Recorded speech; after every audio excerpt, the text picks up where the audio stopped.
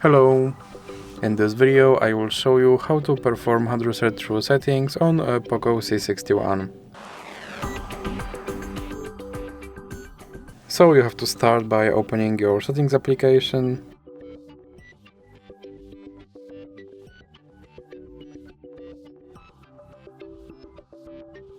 And now you have to scroll down and click on System. Then you have to scroll down and click on Reset Options and click on Erase All Data Factory Reset. Now click on Erase All Data and now you have to enter your lock screen PIN code. Then click on Erase All Data.